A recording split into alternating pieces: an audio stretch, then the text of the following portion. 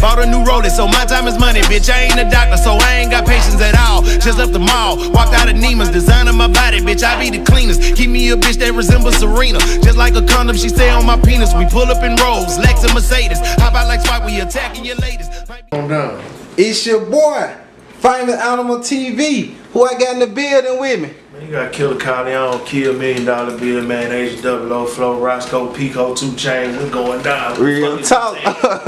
Real talk. What's going on with it, man? Man, we out here in M-Time, man, where it go down, man. You know, I'm all drink, baby, man. You know, them fellas out here on that yellow, though. So y'all ain't fucking with the yellow? I mean, you know, we used to pull this shit up with the perp. This before it was active. It was our farm. We used to pull that shit with the perp and call it napalm. Damn, so y'all used to mix this shit? We always have mixed this shit. It come back from back in the gap, bro. I've been out here for a long time, Jack. I came back out here back deep when we first signed Interscope. We came out here, we had sessions with old DJ Paul and Juice and them. So, you know what I'm saying? Nigga been out here back deep before the oil even really just took his whole wave real crazy, you know what I'm saying? I was out there on some street shit with the rap, trying to blend that shit in. These niggas was looking for a rap chick, I was looking for me a new connect out there. Real talk. So like, damn, like you were doing this music shit for a minute?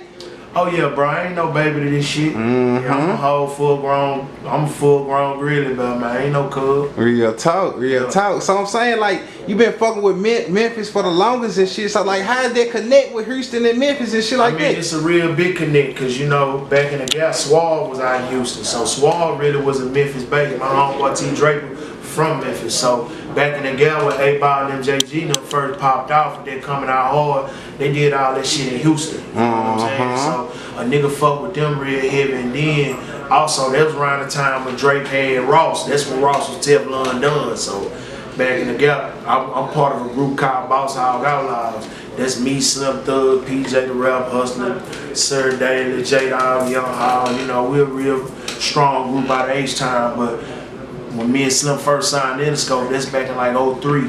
We came out here and did our run and everything. So, you know, I've been out here fucking around. That's actually when I met Dolph. Me and Dolph got a whole bunch of records together. So, you know what I'm saying? And then, by way of here, I was fucking with Starlito too. So, nigga been fucking with them hard. And then when Zed Zilla was first rocking with Got It, I was fucking with Lil Zed Zilla too. So, my roots run deep out here, bro. Damn, fuck with everybody out there, from OG Double D to everybody, from the real live OG street niggas to the OG rap niggas out here. So yeah, niggas that know me, bro, you probably ain't familiar, but niggas that know me, man. A nigga name ring bell, like I'm talking about, like school first period. Real talk, I hear you. Like I'm saying, like, so like this street connect you got with Memphis and shit like that. Did that shit bring the music or? It really brought both, cause a lot of the niggas that I fuck with on the rap side, you know, a lot of these niggas ain't really street niggas. These niggas just rap niggas pretending to be that. Like back when I first came into the game, it was really street niggas trying to get out the streets trying to rap. So a lot of these niggas just that was the thing. You know what I'm saying? You really ain't no street nigga if you ain't really fucking with nobody up the road. So nigga was fucking with niggas up the road. When we first got in, that's when BMF and shit was really rocking. So we got really in when the Houston wave really boomed. Meech was booking a lot of the shit. So we was touring with BMF, Meech, G's, and everybody. Damn, so you met Meech?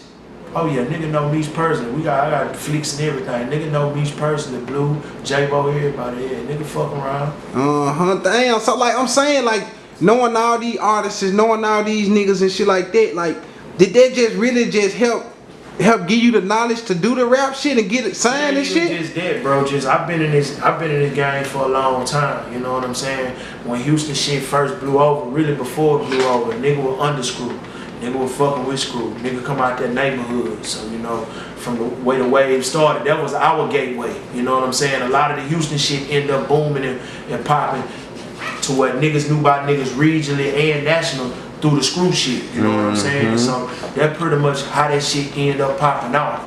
Damn, so like I'm saying, you been doing this shit for a minute. You got relationships with motherfuckers in the music industry, from the old generation to the new generation. You feel what I'm saying? Like, so I'm saying, like, throughout all these relationships and shit like that, it's like from the streets to the music, like, is that a good benefit far as like on your behalf of doing music? I mean, you goddamn right, cause I'm cut from a whole different fabric of the shit. You see now, internet that made it where these goofy ass niggas can say they street niggas, and they got 4, 5 more other goofy niggas that rock with them, and they say they street niggas, and nigga gon' vouch. back in the Gap, you really had to be that. You know what I'm saying? Being that I'm in Memphis, I gotta speak for niggas that I know. I know 3-6 from being real street niggas. I know Boo, she a real street chick. I've been knowing Boo them for years. You know what I'm saying? When I first came to him, one of the first niggas I met was Dolph. Had a performance with Dolph. I can't even remember. It was 2 clubs. It was a club we did a show with, and God, it was that we did where we was all together with Jeezy, me, Mike Jones, Slim, Power Wild, Jeezy, the BMF. It was an upstairs. I'm saying Gotti and Dolph was in the club. I mean, them niggas, but nah, I ain't gonna say that they was together. I'm saying like back in that Gap. But the first one of the first niggas we did a show. I can't even remember the name of the club. It was not too far from a mall. But we had a show out there with Gotti was there, Dolph was there. Dolph was one of the main niggas on the show. That's how I met him. This nigga gotta be 05, 06 home. Was really a street nigga to me. See, a lot of niggas that's just not getting on the internet, they got whatever they got to say about home. Home, I really know home being a street nigga. I don't really know all that internet side of the shit. And you know, there ain't no dick pulling and no dick ride. Home's a real nigga. I know Home personally, and I know him from being a street nigga. See, my thing was getting in on this rap shit. A nigga rap good. Nigga also had a job, but my thing was a nigga was a bona fide street nigga. So anytime I hit that road, I'm trying to find more street niggas to plug in on that side, cause shit, when the rap ain't working, shit, the work don't work. Real talk. But you know, that's before even Serve even got hit. I was out there riding around drinking Serve. Niggas was thinking I was on heroin. Niggas was a lot of these rap niggas that just saying that that's what they do now. You know what I'm saying? That shit was oblivious. Them niggas ain't know nothing about that shit. But you know, fucking with dude really was with the shit. That's one nigga that I know I can vouch for and say shit. He been a solid nigga. So you can vouch for Dolph on some street shit. Being a solid nigga, I can damn sure do that. Real talk. Being a solid nigga. You know me, you know, being in different cities in different ways where niggas be saying niggas ain't this and niggas ain't that. I can't speak for a nigga today, Prince. I can speak for me knowing home a solid nigga. You know what I'm saying? Real talk. Just loving the culture and everything. Memphis a lot like Houston. You know what I'm saying? We always been connected musically over the past decade. It's been a connection now. It's just the Houston wave ended up dying down and shit went to a different direction where the Atlanta wave kicked off and that shit been bumping and grinding since then. But from the past 10 years up into now, we always had a relationship. Texas and Memphis, always. Texas and Tennessee had that. Even when we fucking with my nigga Lito in Nashville right down the street. Done Trip, them all my niggas. You know what I'm saying? I got real live relationships, them street niggas. I can vouch for them real live street niggas. It ain't no, them niggas just ain't rappers. Them niggas street niggas. And we ain't plug in on no rap shit. Me and Lito really got a way more better and real most solid relationship because we been fucking around throughout the years, over a decade. So, you know, a nigga fuck around and out here in Tennessee, bro. Real talk. So like you done did music with Mom? Like every nigga I'm naming I got music with. Damn, Dolph, Lito, everybody. With all of them. Real talk. So like I'm saying, like you got all this shit out. I just named after a Memphis landmark, the Lorraine Motel. I got a project that I just dropped, top 5, top 10 in iTunes. Called the Lorraine Motel. I did based off the Martin Luther King assassination in Memphis. Real talk. Yeah. Real talk. So like when Memphis motherfuckers touch down in Houston, do Houston show them motherfuckers love or? Yeah, we been, like I say, we been fucking around with them heavy from the street shit to the beat shit. It's been that marriage been there, bro. So, you know, yeah, from the whole wave of these niggas drinking. See, what a lot of motherfuckers know, before Atlanta, Memphis was on the serve hard. Memphis was on the serve hard and got clean through the screw culture. That's how powerful screw culture was. That shit went that far. But y'all thing was, nigga was drinking more tuss than they was drinking the purple.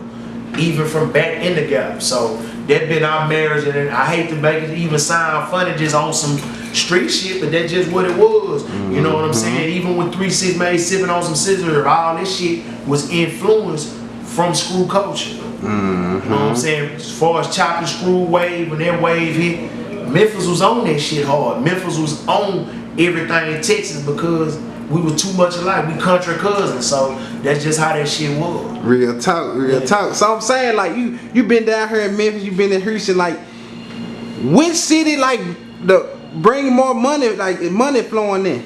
It always Texas gonna bring that money. Around here gonna bring that money. You got another person. It's been there. You know, it's a passion.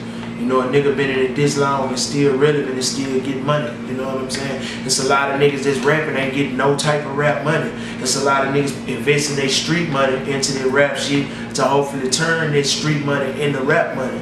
You know what I'm saying? I'm from an era, bro, when you said this shit, you really had to be there. Now you can just get on a motherfucking Instagram post or a Snapchat filter and pop off like you there, you really there. I know niggas that died for this shit. So a nigga just can't be just popping off and popping this shit. And I can vouch for all the niggas that's in on this Playing for Keeps tour. All these niggas really in the streets. You know what I'm saying? You can't come to Houston and you can't hear about Junebug. You can't come to Houston and you ain't gonna hear about Bloodbath. You can't come to Houston, you ain't gonna hear about Fad Lane. You ain't gonna hear about D Black. All these motherfuckers is the streets. You might hear about the old way of niggas and how the old niggas, your Power Wiles, your Slim Thugs, your Zeros, and all that shit, your Lil Kikis and all that, even including me. I'm the nigga that's pretty much straddling the fence from the past to the present because I'm the nigga that's relative to them. You know what I'm saying? Out of all them niggas that been getting money. Man, this shit ain't nothing new. Real talk. Nigga been wearing 100 and rolling it up and pulling out and all that shit. That shit old to me. But at the same time, you gotta show niggas that's today, that's coming up today is relative to them. Them niggas doing the same thing. Them niggas really in the streets. You gotta tap in when you come to Third Ward, when you pass the George R. Brown, Junebug nigga, you gotta tap in with. You gotta tap in with Bloodbath. You hit the North, you gotta tap in with Fast Lane. These real niggas, that's street niggas that just happen to rap. Real talk. Real talk. You So gotta like, be able to vouch for that, bro. so like for the new generation who coming up and the new artists and shit like that, so you reaching out and help fucking with them. You gotta do that. You gotta mix the old money with the new money to make new money. Real talk. You know what I'm saying? Yeah. You know, don't shit change, bro. When the years pass, that's where relevance come in, bro. In order to maintain your relevance, Jay-Z ain't become Jay-Z by just fucking with all the old niggas. You gotta change with the time. Bentley used to be uglier than a motherfucker. Now Bentley look like. Real talk. You gotta in order to evolve, you ain't evolving, my nigga, you revolve. Real you talk. Stuck, my nigga. Real talk. So like, man, just give me a couple projects you been dropping lately or been working on. Like lately, I just dropped last April on Martin Luther King Assassination Day. I dropped the Lorraine Motel. Before that, I dropped Bless the Rains Hill. Before that, me and Mouse they got the I Bet You Won't record. Me and him got a whole project called Welcome to the Fish Fry. Before that, You talking about how long? You talking about the Bet You Won't? The jump with famous Amish dancing to it and all that crazy shit. me Damn, and you got a song with them? I got a whole project with that. Damn. Yeah, it's called Welcome to the Fish Fry. Nigga ain't like I say, bro. Nigga roots run deep in this shit. I got too much music, man. They ain't gotta do nothing but go to my gram, Killa Kyleon, Killakylon. Go on that iTunes, go on all that shit. Go over, nigga, my nigga. Naturally. Real talk. See what it do. Real talk. So like, man, you know, I know it's a lot of shit I really want to just get into, but I know, you know, I ain't gonna try to hold you. I know you got shit to do and shit, but I do want to know, like, Houston and Memphis, you know what I'm saying? Like, do you feel as though like them two are the cities who really can relate to the music shit and the street shit? Each other, definitely. We two in the same. We both part of the South, but like I say, we country cousins. We ain't too far off. Like musically wise, we always been connected. Check 1 2 what it do, man. You fuck with the homeboy Killa Kyleon, man. Make sure y'all go check me out on that gram, man. At Killa Kyleon. That's on my Snapchat, my Facebook. All that shit, my Twitter, man. You're not watching Famous Animal TV, man. M-Town, H-Town, man. You know what the fuck this is running, man. Real talk.